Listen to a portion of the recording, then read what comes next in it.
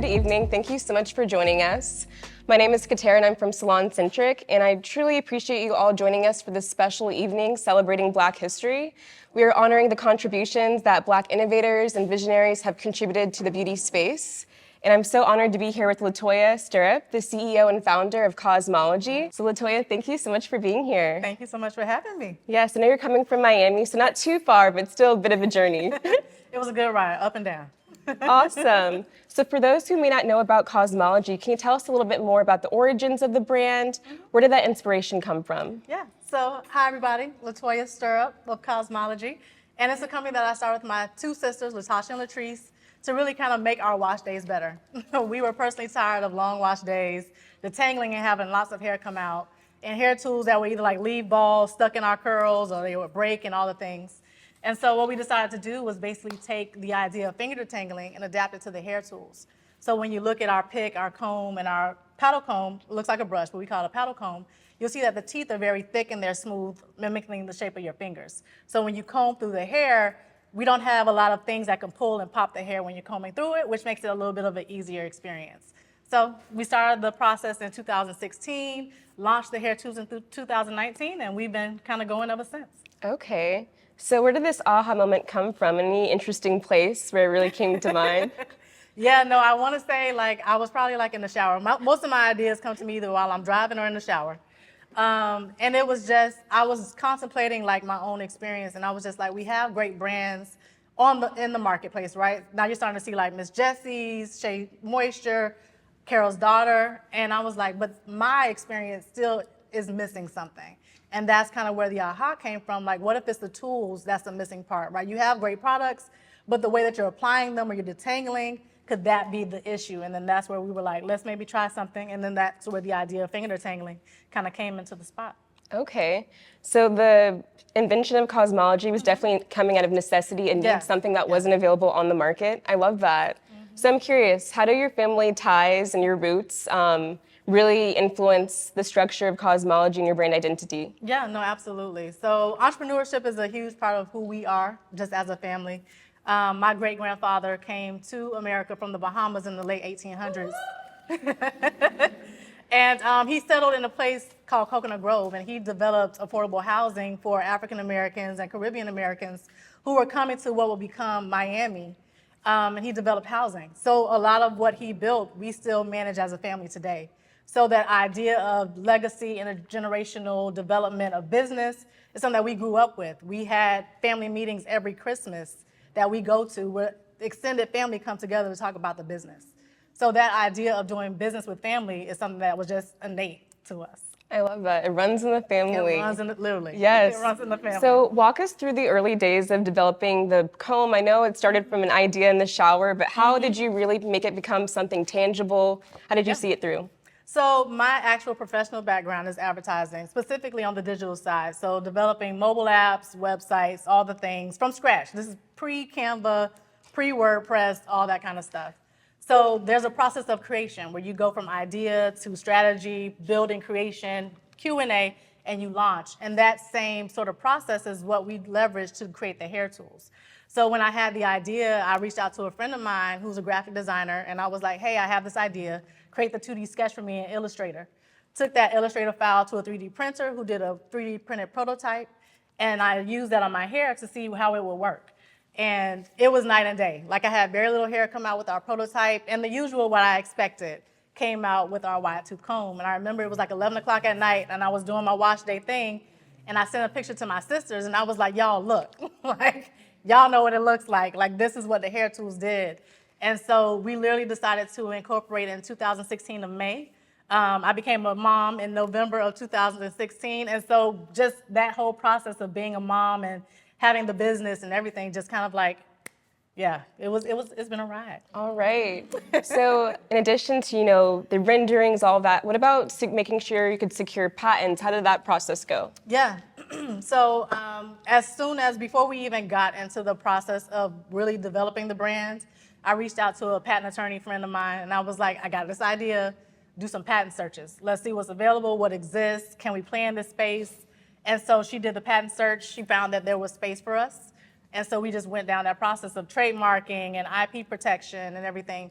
And it's really important because even before I started to talk to like manufacturers or going down that path, I wanted to make sure that we were protected. So then that way no one could just easily take the idea and try to replicate it.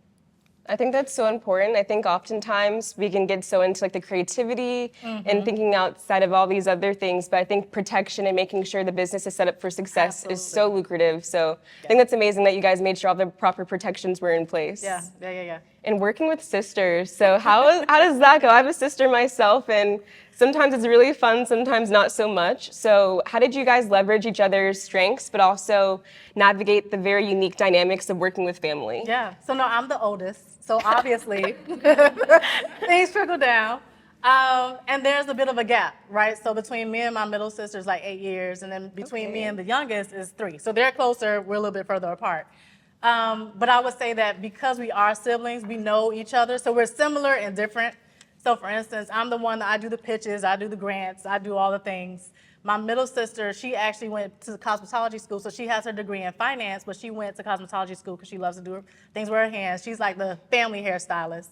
And then our youngest sister, she likes to be behind the scenes. So she was like, I got customer service, I can pick and pack before we had a 3PL. So we really kind of divided responsibilities, which made it easier because we weren't trying to compete.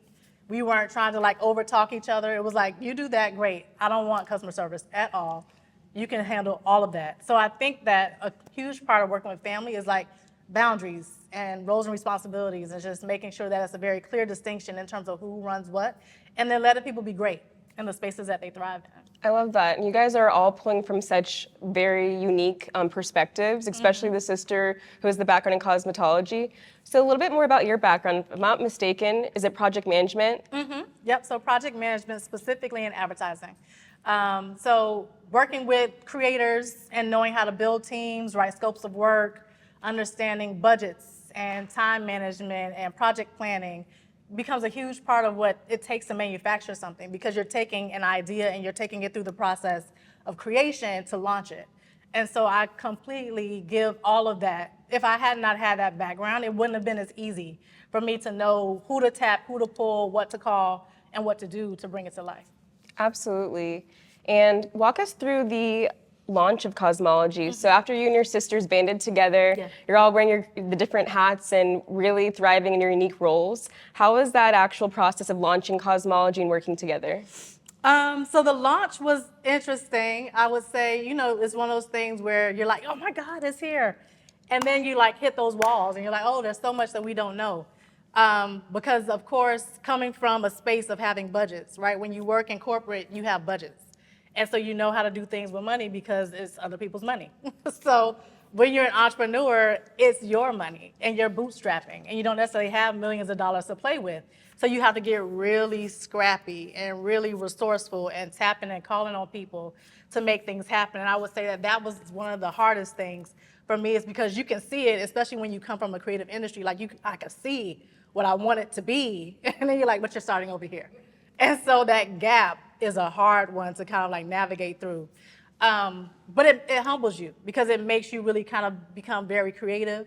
It makes you become resourceful, and it forces you to rely on yourself a little bit more. And then also to just go through the process of creation and knowing that the way that you start isn't the way that you finish. So Pam can tell you, because she's been with us like as one of our earliest retailers, like our packaging in the beginning doesn't look like anything like what it looks like now. And even just the website and the branding and the marketing, it all just evolves over time. And I think that that's one of the most exciting parts about being a founder, is that you just really get to see something. It's almost like being a mom, like you get to grow and cultivate and nurture and really pour into something. And then you give it to the world, and the world responds back. Yes. Walk me through like the first, or I guess, couple of weeks leading up to launch day. What was that like? What were you and your sisters doing to really get prepared for the launch? And where did you guys launch? Yeah, so honestly, we actually did a crowdfunding campaign on iFund Women. So that's where we first launched. And we used that as an opportunity to basically do initial crowdfunding to raise money, but then also to get a temperature check on what people kind of thought and felt about the brand. Because a lot of times when you're sort of like in your neighborhood and you're at like farmers markets or you're going to local events, you're kind of talking to people that you know. So the crowdfunding campaign really kind of pushed you in front of people who don't know you. And actually, we also came to Tampa because Alicante Naturals used to have Fabu Naturals Hair Expo. So that was one of the first natural hair expos that we did.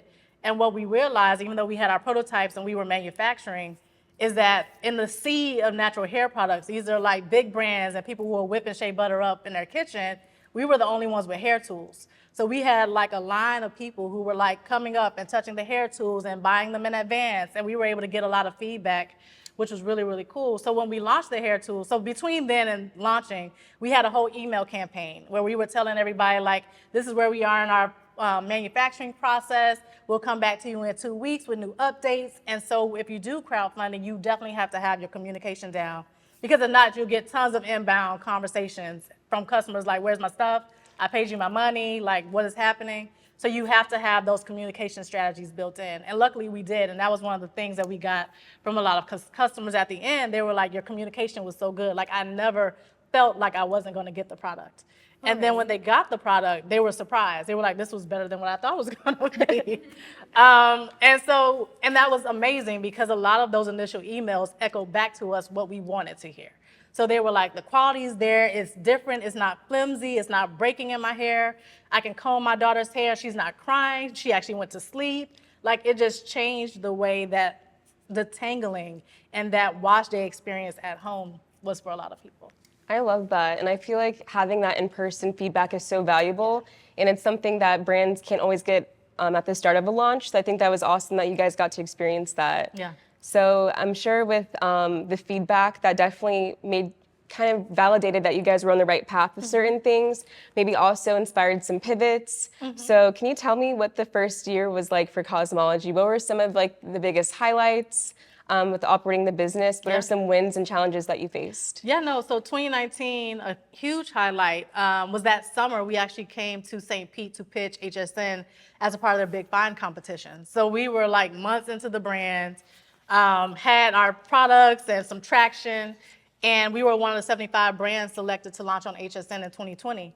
So that was like our first major retailer, which was really exciting. We've been with them the longest, and HSN, of course, 2020 is pandemic, that's COVID time. So there was a major pivot there because we were expecting our shipment to come in to ship to HSN in like February, but China was shut down. So that was like panic moment because it's like, what's happening? We can't ship to you, but the whole world was shut down. So they gave us like a reassurance that it's okay. You don't need to panic. And then we ended up launching with them on air in June, but from our living room. So HSN shifted from out of studio to they were like doing Skype to everyone's living room. So we turned our parents' like living room into our studio. So it was really, really cool to kind of experience that. So that was a huge highlight. Yeah, that was the first year. That was a major highlight. And then I would say another sort of challenge was just learning e-commerce.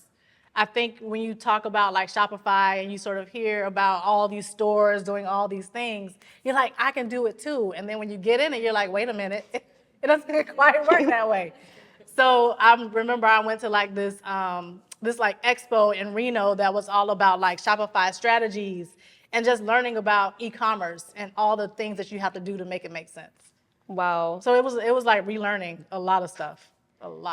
Definitely some unconventional moments, but I feel like you and your sisters found like the perfect balance. And I'm sure having to have the launch from the living room, building a fulfillment center, definitely unexpected, but I think 2020 definitely was an interesting time, and you guys did the best you could do, and obviously it works. So I love the power of the pivot, making it work. Absolutely. You got to stay with the pivot.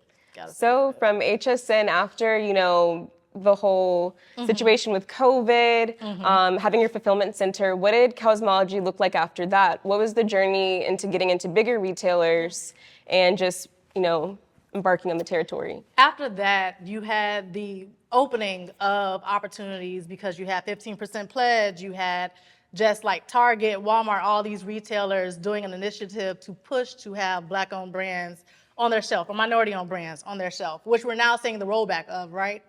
And so we just happened to be ready to go into retail at that time. So our journey into retail was a little bit easier, one, because we're very different in our category. There's no other hair tool that exactly looks like us. We have the wet brush, which looks like the unbrushed, which looks like the every other brush. So we look very different and we serve a very different purpose. So when we talk to buyers, it's a very different conversation. So I would say after HSN, it was like Urban Outfitters. We were with them for about a year and a half. Then Target was 2022. And then we got into like, we did some stuff with Wegmans, some promo stuff with them. And then we also got into like Walmart last year, Claire's, and soon CVS. Okay. And then SalonCentric, of In course. SalonCentric, yes. In the marketplace. And we'll dive into that. But what was that feeling like to see your product, an idea from the shower, finally came into fruition, you're able to hold it. How did it feel to see it on shelves? It felt, it is a moment of like, oh my God, it's happening, but it's a moment of like, oh my God, it's happening. And then next. And you don't necessarily get a lot of time to like sit in the space of celebrating the moment because it just keeps going. It just keeps rolling. And especially when you're in the space of like growth, there's always just something happening next. So you don't really get a chance to kind of sit in it.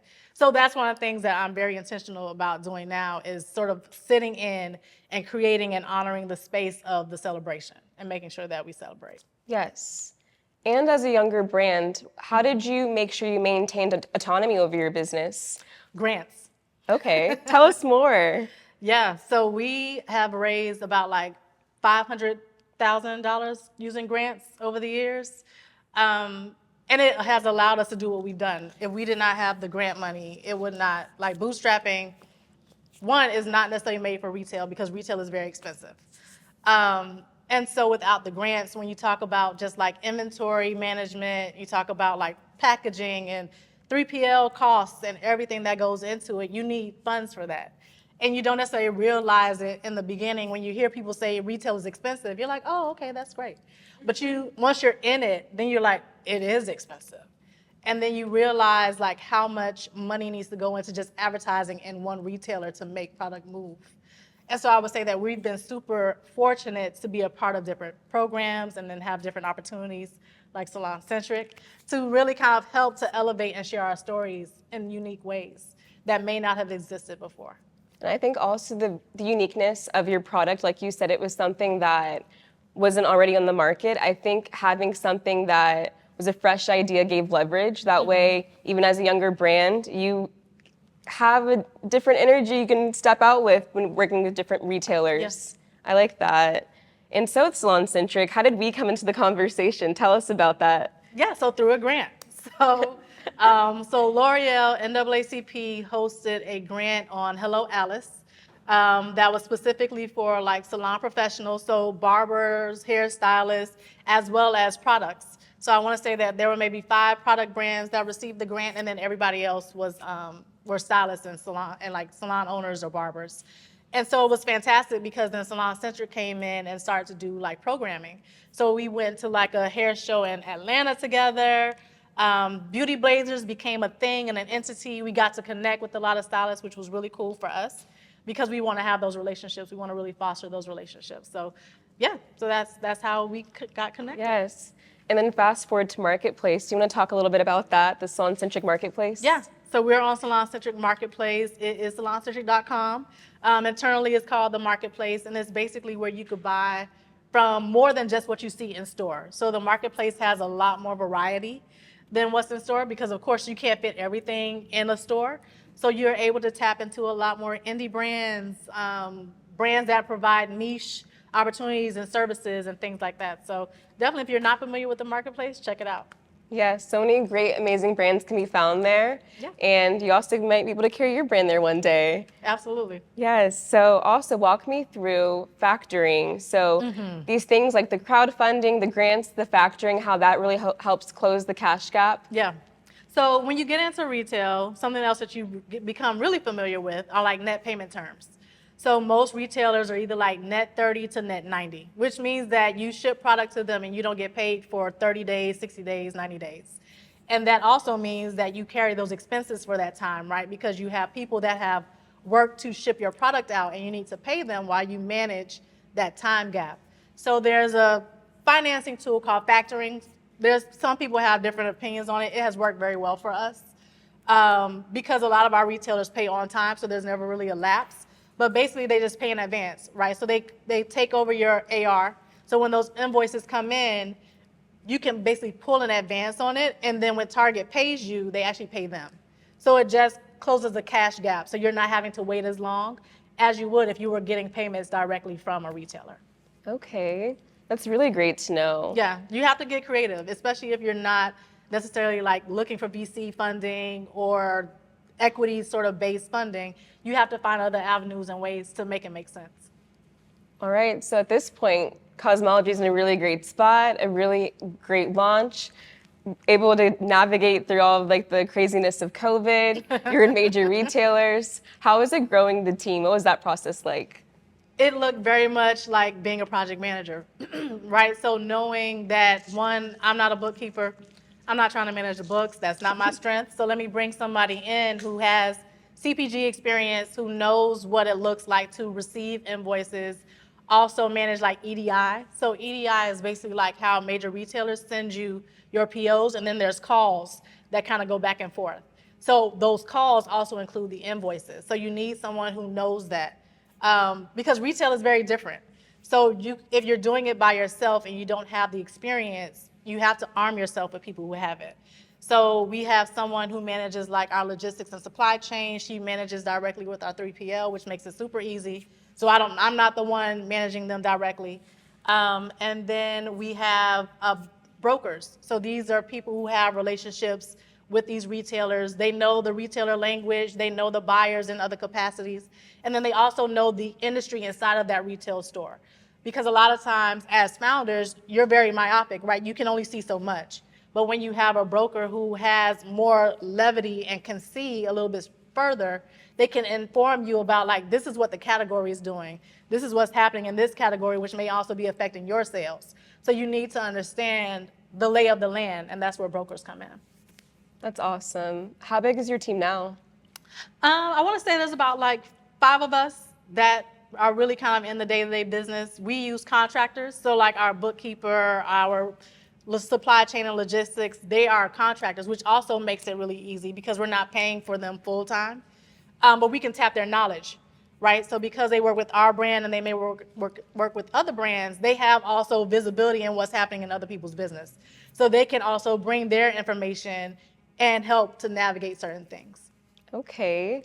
And as time has passed working with your sisters, if you could compare current day, present day versus like the initial launch, how have you noticed like the evolution of people's roles, getting more comfortable, having better synergies? What do you see? No, absolutely. I think that over time things get better anyway because you learn, you understand, you adapt.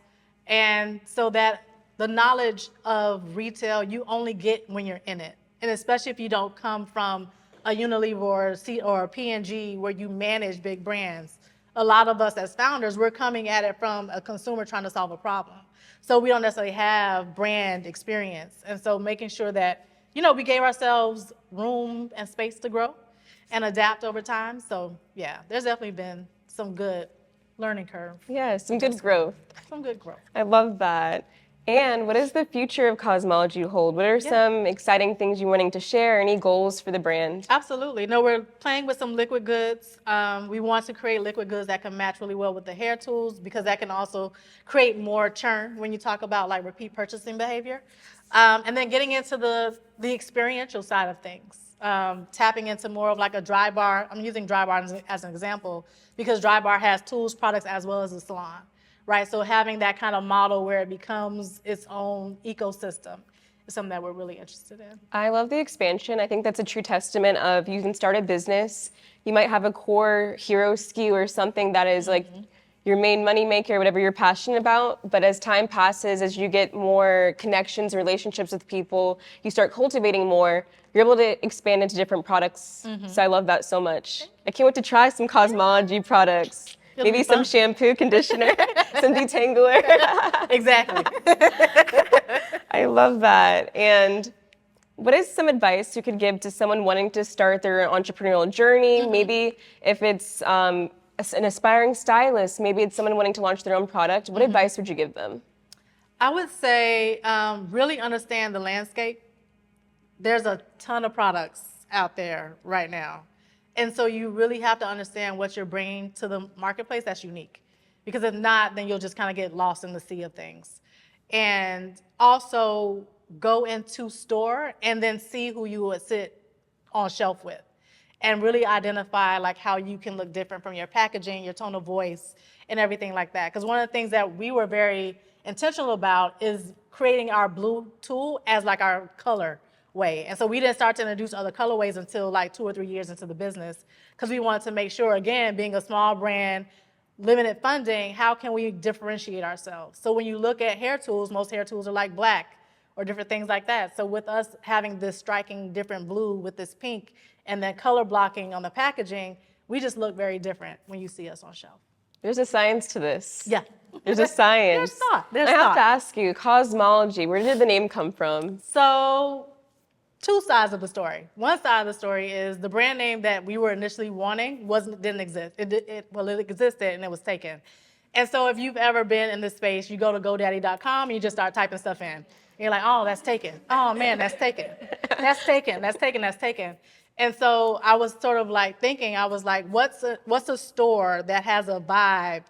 But it doesn't say exactly what it is, because I didn't want to just do something that said hair, because I wanted to be able to expand into other categories.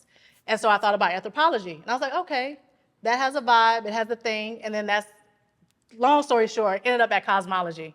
And what was cool to me about Kazmalaje is that Kazmalaje deals with the creation of the universe, right? Everybody, every culture, every religion has a cosmology. And when I thought about what our intention is to do in the hair care space is to be creative and to allow people to create using their hair as a canvas, that's sort of where the idea of Kazmalaje came from. And then when I saw how it was phonetically spelled, I was like, oh, that got a little vibe to it. It's a little cool. It has a little something. Legibility can be an issue sometimes, but we've gone back and forth over the years about should we change it, should we not, and we get pushback all the time on it. So we've stuck with it so far. I think that's also a double entendre, because I think of cosmetology. So I feel Yeah, like that too. there's so many layers underneath that. So many layers. A huge thank you to Latoya Stirrup for joining us today. So amazing. So appreciate you. My pleasure. Yes.